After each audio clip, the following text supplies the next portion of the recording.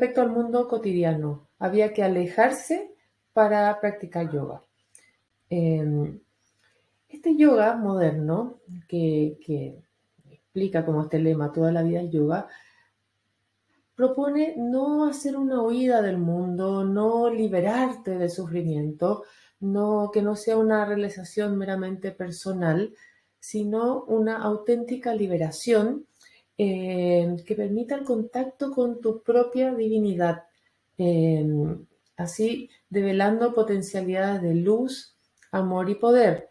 Por lo tanto, se trata como de propiciar el encuentro de la conciencia del ser humano que se va elevando, elevando de niveles de conciencia, se va elevando a través de una depuración personal y al mismo tiempo se encuentra con el poder de la gracia divina que trae el descenso de la luz, amor y fuerza.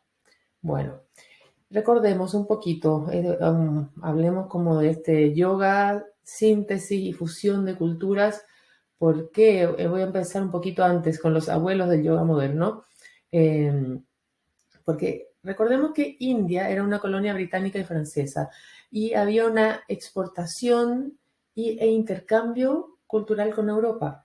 Aparte, estamos hablando 1890, 1900, Neptuno estaba en Géminis, que habla Neptuno. Neptuno nos habla de la espiritualidad.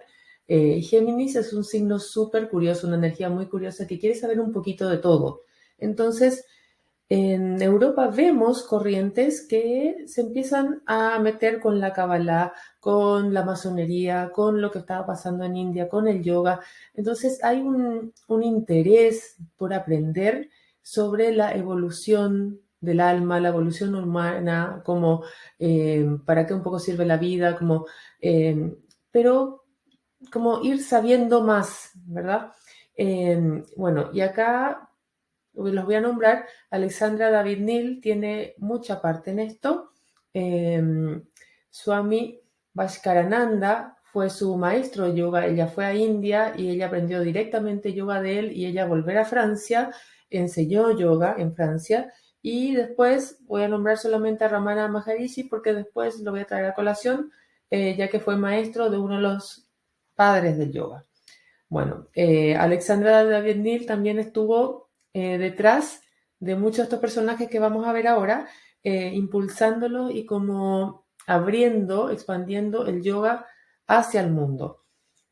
Pero no cualquier yoga, sino un yoga nuevo, como acá propone Aurobindo, un yoga social e integral que permita manifestar lo divino en la tierra y también con coherencia con lo que se estaba viendo en el momento, no algo que lo aleje, sino que él era un revolucionario y buscaba liberar a su país. Entonces, siendo que el yoga daba poder, él empezó a usar el yoga como una herramienta para la liberación del poder. Él es un sol en Leo, nació con el sol en Leo, o de signo Leo, como se conoce generalmente, y la esencia de un sol del Leo es ser una luz inspiradora que ilumina el camino de los demás. Por ende, él fue el primero que propuso como, no, el yoga no puede estar separado o ir afuera para ser espiritual, sino que podemos ser espiritual acá mismo. Entonces él empieza con una práctica y junto con Mira Alfasa, que es la co-creadora con Aurobindo del Purna Yoga o yoga completo, y también ella es un poco responsable como de documentar junto con Aurobindo las enseñanzas y los pensamientos que él tenía. Él era muy bueno en escribir, pero ella lo documentó todo en revistas, en grabaciones, conversaciones, y ella organizó el ashram de Aurobindo, donde Aurobindo pudo entregar esta sabiduría o este punto de vista del yoga a otras personas, y además después fundó una ciudad que se llama Auroville. Ella es un sol en Acuario, y el sol en Acuario, bueno, ella era artista, ella era, tuvo mucha conexión con lo espiritual, y el sol en Acuario en su energía máxima, más elevada tiene que ver con la expresión auténtica del yo interior, y esa autenticidad, poder tener el talento de unirla con otras personas que comparten ese ideal para agrandar esto y conseguir hacer un cambio colectivo en la realidad. Y básicamente Mirra logró eso, ya que al poder organizar toda la práctica que tenían las personas con Aurobindo, y sobre todo ella profundizó mucho en el aspecto del desarrollo espiritual y supramental, porque ella era discípula, era miembro del movimiento cósmico que seguía las enseñanzas del Kabbalah de Max y Alma Theon. Entonces ella, de alguna manera, vio que Aurobindo también hablaba como de una especie de conciencia evolutiva. Entonces, ese fue como la fuerza del trabajo donde ella se concentró más. Tenemos esta otra persona que se llama Kubalayananda. Él es un sol en Virgo, y los soles en Virgo son personas súper prácticas, metódicas, con un interés pragmático y científico de concebir, la vida. Entonces no me extraña nada que él se dedicó a estudiar científicamente los efectos de asanas, kriyas y pranayamas en el cuerpo, y de hecho para ello, años después, creó un instituto para realizar dichos estudios y profundizarlos, y también los estados alterados de conciencia. Entonces, nos habla como de una búsqueda de un yoga científico laico, y también propone un curso que tenía que ver con el yoga y la salud. Y esto lo menciono porque el Sol en Virgo también es alguien muy preocupado de su salud y de crear métodos. Bueno, pasamos con Krishna Macharya. Él es un Sol en Escorpio, y el Sol en Escorpio tiene que ver con transformarse, con poder fusionar distintas cosas y crear algo nuevo. Tiene que ver con destruir algo, como con estos ritos de paso, de que algo se deja de ser para convertirse en algo nuevo.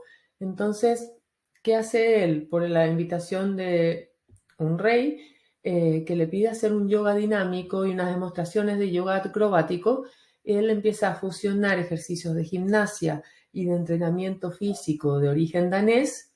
De hecho, toma a un entrenador que se llamaba Neil Book, ya que los ejercicios que proponía este danés tienen que ver con un constante movimiento y un ejercicio rítmico, mucho trabajo de flexibilidad y de elongación y variantes inventadas.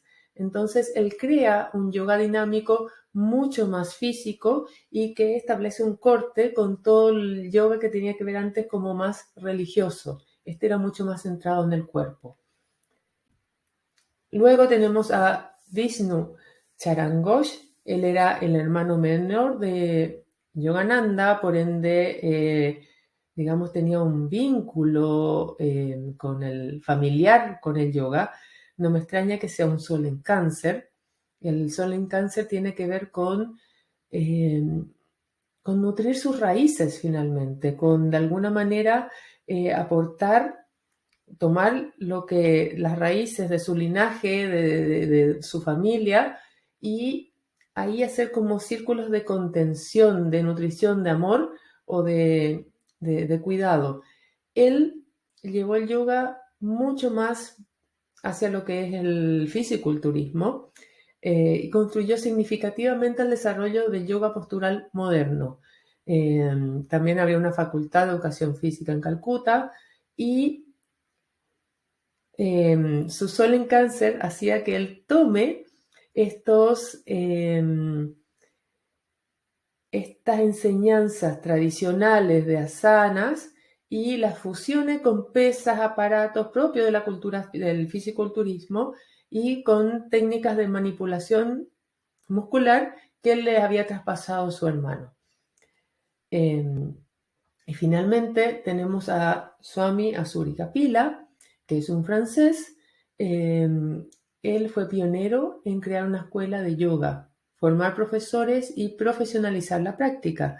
Sus conocimientos en postura de yoga le permitió profundizar esta enseñanza, que además tomaba de la mano un poco de la Ayurveda, desarrolló la yoga terapia, y si bien sus cursos, porque él hizo un método, él es un Son Leo, recordemos como Aurobindo, como empezamos, que tiene esta misión de ser una luz que guía a otros, y finalmente fue lo que él hizo, porque él basaba la enseñanza en las asanas, en las posturas de yoga, digamos, y la coordinación de las posturas con contracciones musculares, relajamiento muscular en otras zonas y coordinación con la respiración. Y además en su clase unía, de nuevo, relajaciones y cantos de mantras algunas veces después de finalizar la clase.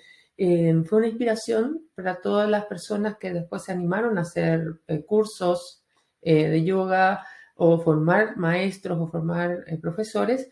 Y,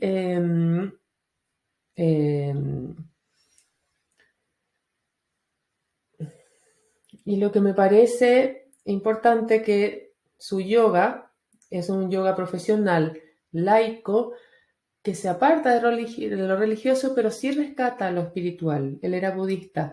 Y me parece también importante notar que esta escuela internacional de yoga se fundó en Montevideo, acá en Sudamérica. Entonces, ese cruce como de culturas y de que la verdad que el yoga moderno tuvo mucho que ver con el desarrollo de este continente, que está mucho más cerca de lo que pensamos, no está ya lejos en India, ni lejos ni en tiempo ni en distancia. Y por último, les voy a mostrar acá una línea del tiempo como para situarnos en lo que yo te estaba diciendo, que mira, en 1981, yo ya te hablaba como de este Neptuno en Géminis, que le interesaba como aprender de muchas culturas, aprender como de distintas cosas, de mucho conocimiento, conocimiento e interés en lo espiritual. En 1981, Alexandrine David-Néel, que la habíamos visto como abuela del yoga, estaba aprendiendo yoga directamente de Swami Vaishkarananda, y luego va a enseñar a Francia, como ya te conté, en 1904. Son las primeras incursiones de Aurobindo en la India con el pranayama, ¿ya? Cuando él decide como, ok, este yoga puede ser algo para liberar al país, porque recordemos que fue todo el proceso de la India de independizarse.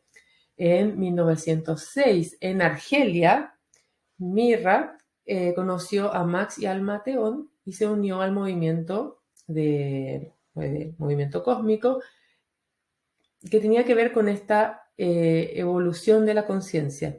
En 1914, Aurobindo publica la síntesis del yoga a pedido de Paul Richard, que era marido de Mirra, ya se había conocido ahí con Mirra, y esta síntesis lo que hacía era unir el yoga que se hacía en India y el yoga que se hacía en Francia. En 1918, Alexandra, este maestro que tuvo Alexandra, dijo que él iba a encarnar en Francia, aparte su espíritu iba a encarnar en Francia, y que ella era la responsable de instruir a esa persona al yoga. Y eso fue en 1918, cuando introduce a Swami Kapila, que fue la reencarnación. Así es como ellos narran la historia, la encarnación de su maestro, al yoga. En 1920, el rey de Mysore solicita las demostraciones de yoga acrobático, ya que les había comentado antes, y empieza con este yoga dinámico. Al año siguiente, en 1921, Swami Asuri Kapila llega a India y toma a Ramana Maharishi, que habíamos hablado antes, como maestro. También conoce a Aurobindo, a Mirra, y estaba también Alexandra, y de ahí van armando esta idea de enseñar el yoga al mundo. A lo que Kapila hacía hincapié en el tema que hay que partir la enseñanza del yoga desde las asanas, desde las posturas, para hacer una metodología. En 1926 se crea el ashram de Aurobindo y Kuvalayananda se hace conocido por su curso completo de la cultura física del yoga para la persona promedio saludable. ¿Ya? Esta es la persona que después se dedica, más adelante en 1934, como veremos acá, junto con su instituto, a estudiar científicamente el yoga. En 1926, bueno, eso lo vimos en 1926, ¿cierto? Me equivoqué ahí. Y en 1934, ya hablé del instituto, y además se funda en Montevideo la Escuela Internacional de Yoga.